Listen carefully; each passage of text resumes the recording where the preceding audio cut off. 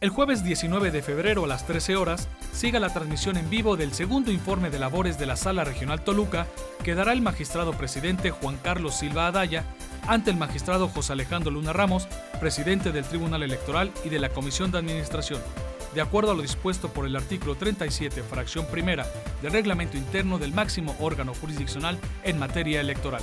Solo aquí, en Plataforma Electoral, el canal de televisión por internet donde tú tienes mucho que ver. El viernes 20 de febrero a las 12 horas, siga la transmisión en vivo del segundo informe de labores de la Sala Regional Distrito Federal que dará la magistrada presidenta Janine Madeleine Otálora Malasis ante el magistrado José Alejandro Luna Ramos, presidente del Tribunal Electoral y de la Comisión de Administración, de acuerdo a lo dispuesto por el artículo 37, fracción primera del reglamento interno del máximo órgano jurisdiccional en materia electoral. Solo aquí, en Plataforma Electoral, el canal de televisión por internet donde tú tienes mucho que ver. La democracia es cuestión de todos los días y de todos los ciudadanos, de grandes y pequeñas decisiones. En el Tribunal Electoral trabajamos para que tu voz sea respetada. Resolvemos a favor de la igualdad política entre mujeres y hombres. Defendemos las decisiones que toman con autonomía los pueblos y comunidades indígenas. Nuestras sentencias garantizan el respeto a tus derechos político-electorales, consolidan nuestra democracia. Tribunal Electoral del Poder Judicial de la Federación. Tú tomas la decisión. Nosotros la protegemos. Este año, elegiremos diputados federales y autoridades en 17 entidades federativas. Las y los mexicanos podemos tener la certeza de que contamos con instituciones fuertes. Muestra de ello es el reconocimiento que recibió el Tribunal Electoral como la mejor institución electoral del año, entre órganos de todo el mundo. Lo que ratifica nuestro trabajo de cara al proceso electoral 2015. Tribunal Electoral del Poder Judicial de la Federación. Tú tomas la decisión, nosotros la protegemos. En el Tribunal Electoral protegemos los derechos político-electorales de las y los mexicanos. En los últimos 3 años atendimos más de 60,000 asuntos, 8 de cada 10 interpuestos por ciudadanos, y en este año resueltos en apenas 11 días. Trabajamos por la igualdad entre mujeres y hombres y por la autonomía de los pueblos y comunidades indígenas. Somos referencia para tribunales locales y extranjeros. Tribunal Electoral del Poder Judicial de la Federación. Tú tomas la decisión, nosotros la protegemos.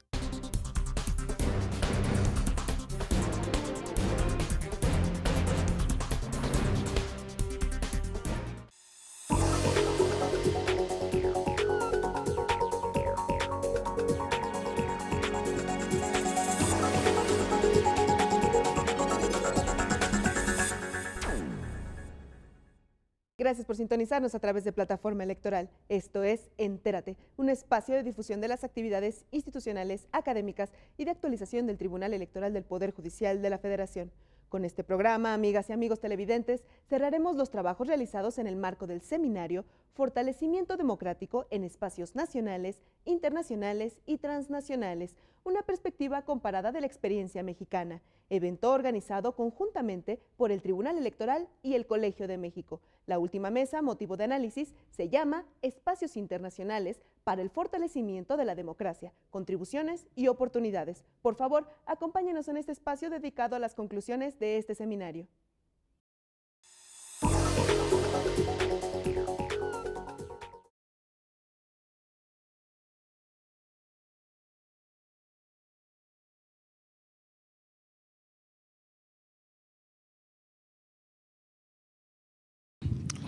Muchas gracias. Son las 3 preguntas. Yo trataría de responder, en primer lugar, con una reflexión conceptual. Me parece, cuando hablamos de democracia así, pues es mucho. ¿Y de qué estamos hablando exactamente? A ver, en el tema de democracia electoral, de la cual yo me referí, de la cual yo participo, de la cual expuse el sistema internacional electoral, resuelve solo un problema: el acceso legal y legítimo a los cargos públicos mediante el poder ciudadano. Nada más. Del poder electoral, lo que hace, y es la democracia electoral que hace, pues no se va a arreglar los problemas del agua, de la pobreza, de la contaminación, de todo el largo etcétera que se subrayaron de las cuestiones de orden económico. Eso que responde al ejercicio del poder, es decir, aquel ciudadano o aquel candidato que fue electo y está en el ejercicio del poder, léase en la legislatura o léase en el ejecutivo. Y entonces vendrá nuevamente lo que señalaba el señor Don Guillén en la sesión pasada, vendrá el juicio del ciudadano cuando en la siguiente elección el ciudadano libre e informado ratificará o tachará a los candidatos o al partido. Pero es importante hablarlo porque si no, también yo recuerdo que en el IFE también nos decían, bueno, ya digamos a la democracia, ya la alternancia, sigue habiendo pobreza, ya hay más inseguridad, espérame. El tema de la institucionalidad en el acceso al poder no resuelve todos los problemas, resuelve uno, el acceso legal y legítimo al poder. Entonces, aclarando esta cuestión de orden conceptual, puedo seguir con la siguiente. Me parece el aporte que hicieron los organismos internacionales a los procesos de democratización en el mundo y el apoyo que nos dieron aquí en México fue fundamental. Pero hoy día yo tengo la impresión que los organismos internacionales están en una crisis de identidad y de personalidad, porque nuestras necesidades en los procesos de democratización, estos en más de 197 países de los que hablaba, tenemos otras prioridades que corregir, no solamente en materia electoral, sino en el ejercicio de la democracia sustantiva. En la democracia electoral tenemos los temas mencionaban en la anterior sesión, el tema de género, el tema de discapacitados. En Europa es el 15% de los votantes, nada despreciable en un padrón, ¿eh? Aquí tenemos el voto de los mexicanos en el extranjero, el tema indígena, los temas de jóvenes. ¿Cómo vamos a resolver eso? La apatía de los jóvenes a la parte de la política, cómo ingresan los jóvenes en los partidos.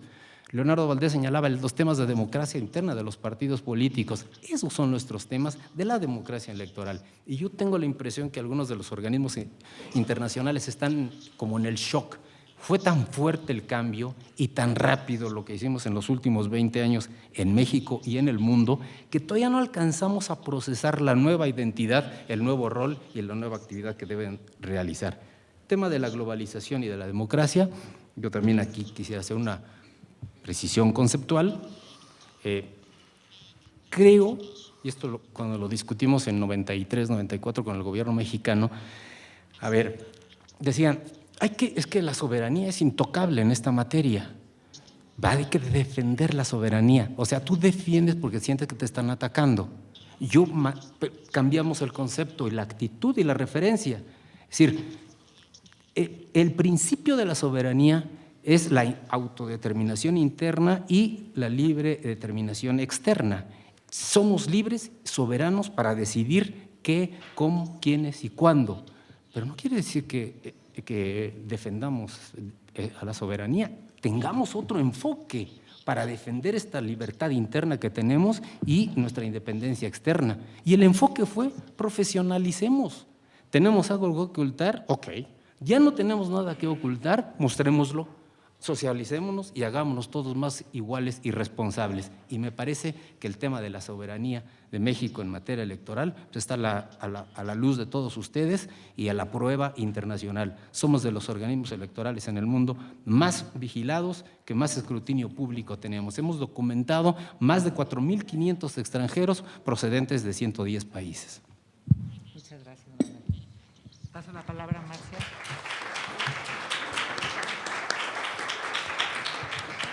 Gracias. Bueno, también quiero expresar como Manuel Carrillo que conceptualmente estamos hablando de un mismo proceso con varios elementos. Sí, en la parte del fortalecimiento institucional y de los sistemas, marcos legales, metas, instituciones responsables para asegurar el ejercicio de la democracia, el derecho de voto, la formación y actuación de partidos, la selección de candidatos y todo el proceso electoral. sí aquí en México, en nuestra región, ha avanzado muchísimo, y de reconocer el liderazgo especialmente de México como un país que se destaca por su dinamismo, por su capacidad y por su abertura en todos estos temas. El otro elemento de democracia, que creo que fue lo que mencionamos Andrés y yo, es más amplio. Y yo me acuerdo que una vez le veo una delegación de Surinam, donde yo trabajé, a Brasil, para conocer la experiencia de Brasil con el voto electrónico.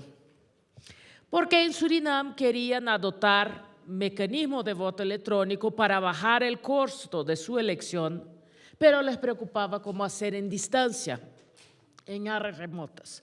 Entre varios seminarios y diálogos que tuvimos en Brasilia y en el estado de Amazonas, donde visitamos los puntos, las zonas electorales más lejanas, hubo una reflexión muy importante de parte de nuestros colegas ahí del gobierno de Brasil, que básicamente resumía, después de 90 años prácticamente, pensando cómo construir, fortalecer y desarrollar la democracia de derecho, de voto, quedó clarísimo para el gobierno brasileño que una vez electo, no sabemos qué va a pasar con esta gente ahí. Si van a tener la responsabilidad, la claridad, la visión de poder ejercer este derecho que se le dio al pueblo para realmente ir al otro paso. Y esta es la preocupación que también tenemos ahora en Naciones Unidas, cómo conciliar esta distancia entre democracia política y económica. Y ahí, desde nuestra perspectiva, estamos observando y participando activamente en un diálogo sobre varios temas globales muy importantes, que son mucho más amplios y mucho más complejos de lo que era la agenda de cooperación técnica de Naciones Unidas hace 20 o 30 o 10 años, y que realmente nos invita a repensar mucho la manera como nosotros definimos nuestra actuación y apoyo a temas de fortalecimiento democrático. Vamos a seguir trabajando en la cooperación técnica en términos de democracia electoral y participativa, sí. Exactamente ahora que estamos aquí, tenemos una delegación del IFE y del Tribunal Federal a Tanzania en un intercambio interesantísimo, llevando la experiencia mexicana a Tanzania sobre el tema de observación electoral y de todos los procesos, facilitando este diálogo. Sobre el rol de las organizaciones internacionales, de nuevo yo creo que ahí Manuel habla que hay una crisis dentro de la ONU sobre qué dirección seguir. Yo creo que, yo no sé si la llamaría de crisis, pero sí hay un proceso muy interesante dentro de Naciones Unidas, principalmente de la arquitectura de agencias que trabajan en cooperación internacional, de cómo queremos fortalecer nuestra colaboración interna para poder atender a los problemas de desarrollo gravísimos que estamos viviendo en todo el mundo, que es la frustración ciudadana, el tema de desigualdad, de distribución de riquezas, del ejercicio de poder, de debilidad institucional, de corrupción público-privada, de un incremento de inseguridad ciudadana y de la debilidad estatal de cumplir su función. Y ahí hay un espacio importante para el sistema de Naciones Unidas de seguir trabajando en diálogo de paz, de fortalecimiento institucional, de diálogo social, que aquí en la región tenemos una trayectoria muy importante, pero abrir nuestros espacios y ser agentes que contribuyan a esta discusión, porque si no la tenemos, sí podemos perder avances importantes que hemos logrado como países, como ciudadanos, como instituciones en temas de democracia. Sobre la globalización de la democracia como un concepto universal, yo creo que no nos queda otra O sea, tenemos que seguir hablando de lo que es la democracia, de entender este continuum de derecho, de democracia, de desarrollo, pero que no termine o no se perpetúe una situación de profunda desigualdad que vivimos en nuestra región. Muchas gracias.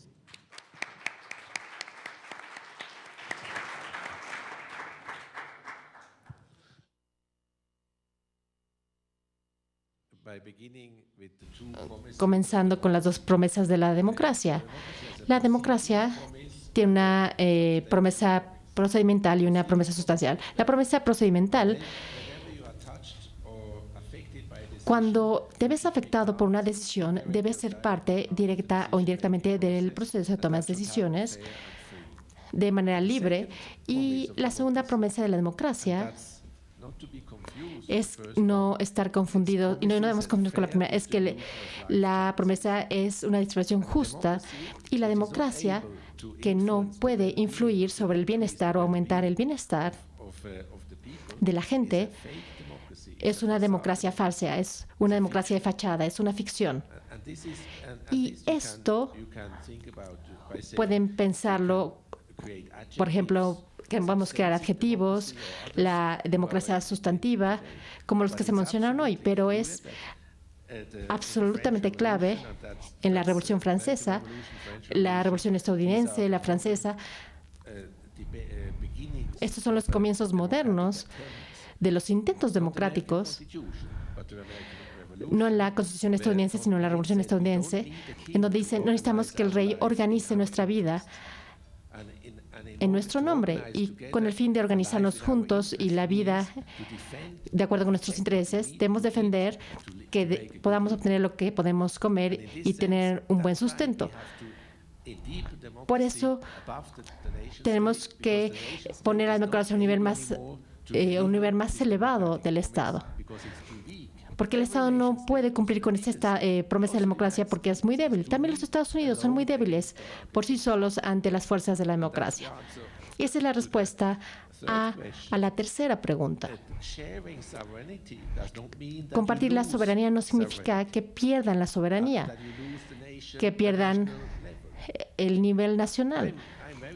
Estoy muy contento en México de que estamos en un Estado federal. Eso significa que a nivel local también tienen el poder de la soberanía y a nivel regional y a nivel nacional y también a nivel global.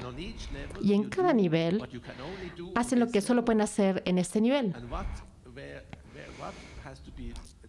Y lo que se tiene que hacer bien, esto es exactamente uno de los elementos que debemos decidir al hacer una constitución. Pero en Europa, por ejemplo, mucho se ha intentado a nivel nacional. Es por ello que tantos estados son demasiado centralistas y también en África, por ejemplo, y a nivel transnacional no había ninguna institución democrática y en la actualidad algunas cosas que la gente todavía espera que se haga a nivel nacional solo se puede hacer a nivel transnacional: economía, equilibrios sociales y paz. Otros, no es bueno hacerlo a nivel nacional. Elementos culturales, podemos ir muy hacia el nivel nacional y no se deben transnacionalizar. Así que ser globales no significa perder el nivel nacional, sino que es un nuevo equilibrio entre los niveles. Y el último punto que quisiera mencionar en relación con las instituciones internacionales es que yo creo que también debemos democratizar las Naciones Unidas. Después de 60 años, dicen la gente no está en ninguna parte de las Naciones Unidas, es un monopolio de diplomáticos. Y también el Consejo de Europa tiene una asamblea parlamentaria que tiene algo que decir y las Naciones Unidas deben tener una asamblea parlamentaria, al menos como delegados en el Parlamento Nacional, porque los parlamentarios hablan de otra manera que los diplomáticos. Y los parlamentarios, cuando dejan que los parlamentarios hablen, pueden saber todas las necesidades y sufrimientos de las personas. Y los diplomáticos no hacen esto porque ellos defienden los intereses nacionales, que no siempre son los mismos que los intereses de las personas. Y también creo que en Latinoamérica, Centroamérica y también los organismos continentales necesitan elementos democráticos en donde la gente tenga algo que decir. Y esto sería posible hoy. Es menos valiente de lo que hicieron en 45 con la creación de las Naciones Unidas, pero 60, 70 años después, la reforma es evidente. Este es uno de los problemas que estas organizaciones que no pueden aprender sin catástrofes. No podemos permitir que vuelva a suceder una catástrofe, por eso debemos aprender sin ninguna catástrofe. Y este quizá es el mayor desafío. Muchísimas gracias.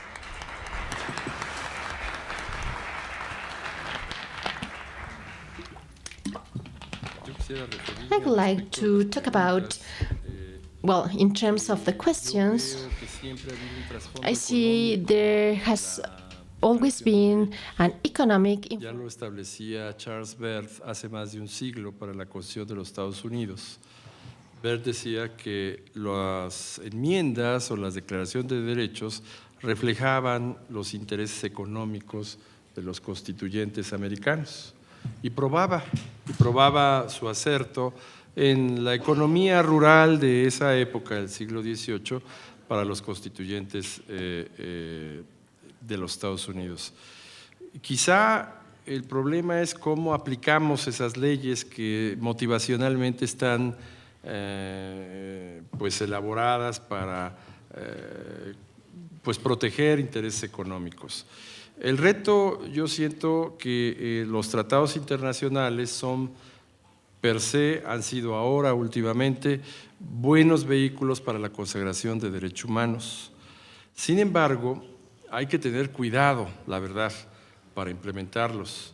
Por ejemplo, hace 20 años, igual que la justicia electoral, firmamos el Tratado de Libre Comercio. Un tratado que no tiene por sí mismo una dimensión de derechos, a menos que se le de alguna manera teorice como un tratado que regula la libertad de comercio en nuestra región.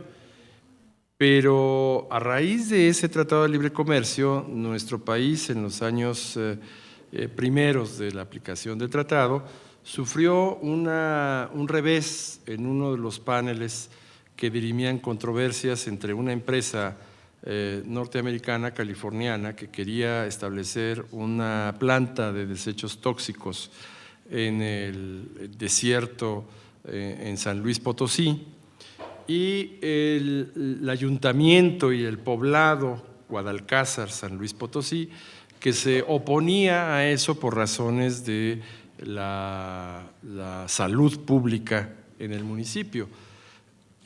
Finalmente, México fue condenado, a pesar de que había todos los elementos para darle la razón al pueblo de Guadalcázar, por la aplicación de un principio de la jurisprudencia, no de nuestro país, sino de la jurisprudencia de Estados Unidos de los años 20, que en pocas palabras dice lo siguiente: un acto legislativo que imponga un límite al ejercicio de la propiedad privada es equivalente a una expropiación. Y bueno, esto es extraño totalmente a nuestra jurisprudencia, porque evidentemente la expropiación en México, pues todos sabemos, son actos positivos sobre el apoderamiento de una propiedad privada por causas de utilidad pública. Pero resulta que a raíz de este panel, de la interpretación del Tratado de Libre Comercio, ni siquiera es la apropiación del bien, sino sencillamente la regulación que las autoridades tengan sobre ese bien para evitar, por ejemplo, contaminación ambiental. Entonces, no todos los tratados per se son o pueden interpretarse de manera favorable a los derechos de la población en el aspecto económico, ¿verdad? El precedente que decía yo de John Marshall, el admirado juez norteamericano en 1829, cuando hablaba de los estándares de las naciones más civilizadas, ustedes pensarían que se refería a algún derecho. Pues sí, se refería a un derecho de principios del siglo XIX, que era el derecho del propietario a tener esclavos. Entonces justificaba la esclavitud, el derecho de las naciones más civilizadas, ¿no? De tal suerte que debemos de analizar muy bien el contenido de estos tratados, tenemos que aplicarlos de la mejor manera. Cuando son derechos humanos, indudablemente estamos ante el derecho internacional humanitario que tenemos que aplicar adecuadamente, pero repito, creo yo que hay muchos tratados que involucran aspectos económicos y aspectos que incluso son inconstitucionales. Muchas gracias.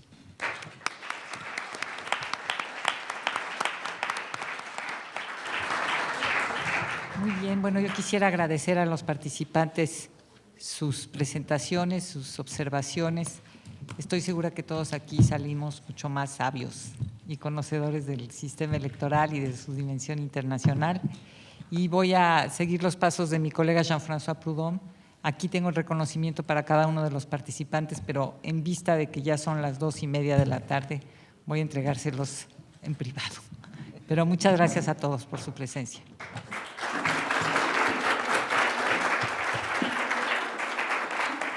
A nombre del Tribunal Electoral del Poder Judicial de la Federación, a nombre del Colegio de México, agradecemos a todas y todos ustedes su participación en este Congreso Internacional. Que tengan todas y todos ustedes muy buenas tardes. Los esperamos en una próxima emisión de Entérate, con lo más destacado de las actividades institucionales, académicas y de actualización del Tribunal Electoral del Poder Judicial de la Federación. Soy Roxana Noriega. Hasta la próxima.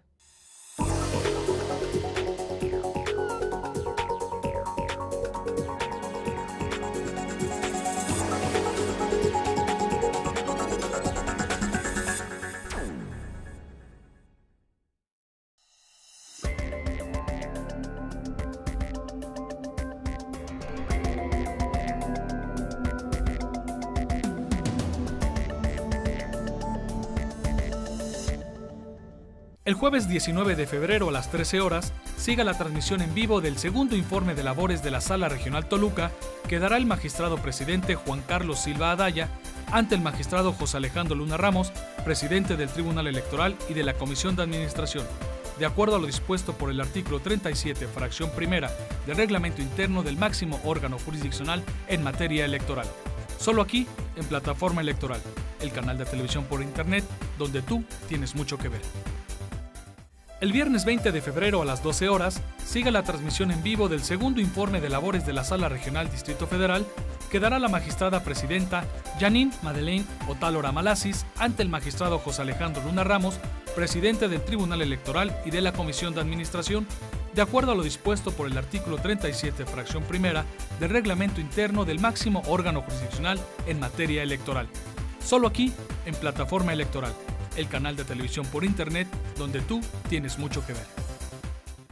La democracia es cuestión de todos los días y de todos los ciudadanos, de grandes y pequeñas decisiones. En el Tribunal Electoral trabajamos para que tu voz sea respetada. Resolvemos a favor de la igualdad política entre mujeres y hombres. Defendemos las decisiones que toman con autonomía los pueblos y comunidades indígenas. Nuestras sentencias garantizan el respeto a tus derechos político-electorales, consolidan nuestra democracia. Tribunal Electoral del Poder Judicial de la Federación. Tú tomas la decisión. Nosotros la protegemos. Este año elegiremos diputados federales y autoridades en 17 entidades federativas. Las y los mexicanos podemos tener la certeza de que contamos con instituciones fuertes. Muestra de ello es el reconocimiento que recibió el Tribunal Electoral como la mejor institución electoral del año, entre órganos de todo el mundo. Lo que ratifica nuestro trabajo de cara al proceso electoral 2015. Tribunal Electoral del Poder Judicial de la Federación. Tú tomas la decisión, nosotros la protegemos. En el Tribunal Electoral protegemos los derechos político-electorales de las y los mexicanos.